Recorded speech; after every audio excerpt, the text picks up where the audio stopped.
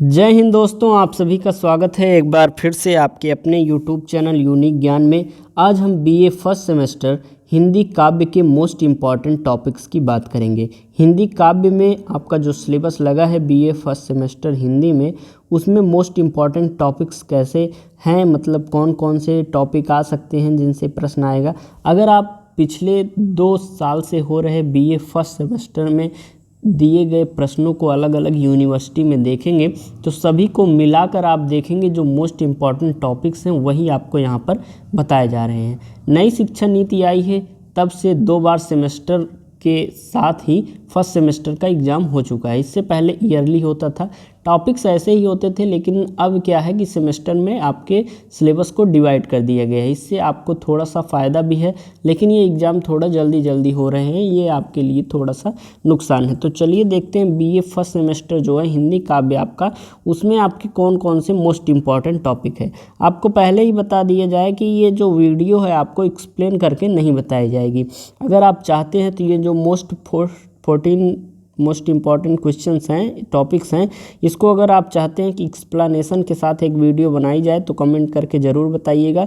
ये जो 14 most important topics है आप इसको तैयार कर लीजिए। आपको एकदम श्योर 14% जो इम्पॉर्टेंट टॉपिक्स हैं इसी में से प्रश्न आपको देखने को मिलेंगे। तो चलिए देखते हैं हमारा पहला टॉपिक कौन सा है।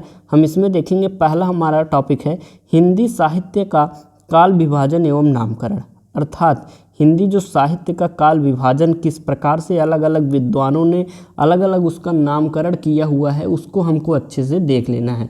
बस एक बार आप देख लेंगे कि किस विद्वान ने, किस कवि ने किस काल को किस नाम से बताया हुआ है, उसका काल विभाजन किस प्रकार से हिंदी साहित्य का किया हुआ है। ये सब आपको पढ़ाया भी जा चुका है, चैप्टर्स के आपके वीडियो मिल जाएंगे, वहाँ से आप देख सकते हैं। सेकंड टॉपिक आपका है आदिकाल की विशेषताएं एवं कवियों के नाम। मतलब आप सबसे पहले तो ये तैयार कर लीजिएगा जितने भी काल हैं उसमें कौन कौन से कवि हैं। जैसे आदिकाल के प्रमुख कवियों के 5 कवियों के नाम याद कर लीजिए। भक्ति कवि के, भक्ति काल के, रीतिकाल के, आगे जो भी है छायावादी, जितने भक्तिकालीन जितने भी काल हैं उनमें से प्रमुख जो कवि हैं उनके नाम याद कर लीजिए।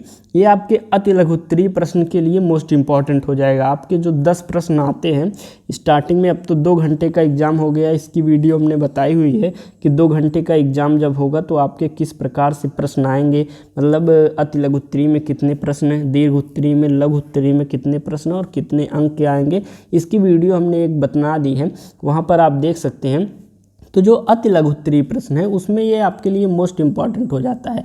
आप अपना चैप्टर्स देख लीजिए, नाम याद कर लीजिए। आपके लिए हिंदी काव्य में मोस्ट इम्पॉर्टेंट टॉपिक यह भी हो जाता है एक कि आपके सिलेबस में लगे हुए जितने चैप्टर्स हैं उसके नाम याद कर लीजिए और उसको किसने लिखा है, मतलब उसके कवि कौन है। आपके जो लगा हुआ है उसमें हिंदी काव्य लगा हुआ है, तो काव्य जो आपका चैप्टर है, फर्स्ट चैप्टर मान लीजिए राधा की, जो आपको हमने पढ़ा है राधा का प्रेम या कृष्ण प्रेम, तो उसके कवि कौन हैं उसको याद कर लीजिए। नाम, मतलब आपके जब भी बुक खोलेंगे तो फर्स्ट पेज पर एक विषय सूची होती है, उसमें आपको मिल जाएगा नाम चैप्टर का और उसके कवि का नाम, तो वहाँ से आप याद कर लेंगे। थर्ड आपका कौन सा है, भक्ति काल की विशेषताएं एवं स्वर्णकाल। भक्ति काल के विषय में अच्छे से जान लीजिएगा। रीतिकाल की विशेषताएं, द्विवेदी युग की विशेषताएं आप जान लीजिएगा। छायावाद की कवि एवं विशेषताएं हमने पहले ही बताया, सबके जो कवि हैं उसको अच्छे से याद कर लीजिएगा। प्रगतिवादी एवं प्रयोग की प्रमुख प्रवृत्तियां कौन कौन सी, इसको याद कर लीजिए। अब कवियों की अगर हम बात करें तो एक्सप्लेनेशन कौन कौन से कवि के चैप्टर से आ सकता है, या आपका जीवन परिचय वो है गोस्वामी, तुलसीदास एवं कबीर, तो बहुत मोस्ट इम्पॉर्टेंट आपके लिए हो जाते हैं। इनका जो चैप्टर है उसको भी आप अच्छे से तैयार कर लीजिएगा। उसकी व्याख्या बहुत, बस एक बार देख लेंगे, व्याख्या इतनी सरल है कि आपको अच्छे से समझ में आ जाएगी। बिहारी लाल एवं केशव का, भारतेंद्र जी का और प्रसाद एवं निराला जी का। ये जो आपका एग्ज़ाम हो रहा है अब की बार 2 घंटे का हुआ है, ये आपके लिए एक प्रकार से थोड़ा सा हेडेक हो जाएगा क्योंकि आपको टाइम कम मिलेगा। टाइम मैनेजमेंट बहुत ही इम्पॉर्टेंट है आपके एग्ज़ाम के लिए, तो पहले से ही आप प्रैक्टिस करते रहिए, थोड़ा सा स्पीड बढ़ाइए अपना, जिससे आप अच्छे से पेपर को जल्दी से लिख सकें क्योंकि टाइम कितना भी तेज आप लिखेंगे आपके लिए कम हो जाएगा, शब्द कम किए गए हैं। लेकिन आगे देखिए आपका 11वां प्रसाद एवं निराला जी के बारे में जान लीजिएगा। जीवन परिचय किसी भी व्यक्ति का याद करने का सबसे अच्छा तरीका क्या है कि आप उनका जन्म कब हुआ था, मृत्यु कब हुआ था, ये दो बातें, उनकी रचनाएं क्या थी, उनकी प्रमुख क्या उपलब्धियां थी, उनकी रचनाएं आप देख लीजिए, उनकी भाषा शैली देख लीजिए, ये 4 चीज़ आप बस देख लीजिए, बाकी चीज़ें आप कहानी के माध्यम से याद कर सकते हैं। एक प्रकार से किसी भी व्यक्ति की कहानी बहुत जल्दी याद हो जाएगी, इन चारों चीज़ों को जानते रहेंगे तो आप बहुत अच्छे से लिख पाएंगे। अगला टॉपिक है अज्ञेय एवं नागार्जुन। 13वां है महादेवी वर्मा से सुदामा प्रसाद पांडे धूमिल जो हैं, ये भूमिल नहीं धूमिल जो हैं, उनके बारे में। लास्ट टॉपिक आपका मोस्ट इम्पॉर्टेंट है हिंदी साहित्य में शोध।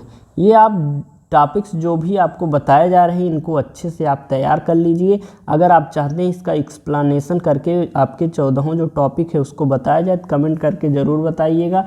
और कोई भी प्रश्न आपके एग्ज़ाम्स में आप सोच रहे हो, आपको समझ में ना आ रहा हो, कोई भी डाउट हो तो कमेंट करके पूछिएगा, रिप्लाई करके आपको अवश्य बताया जाएगा। अपने दोस्तों के पास मोस्ट इम्पॉर्टेंट की यह वीडियो शेयर कीजिए। धन्यवाद, मिलते हैं अगले वीडियो में।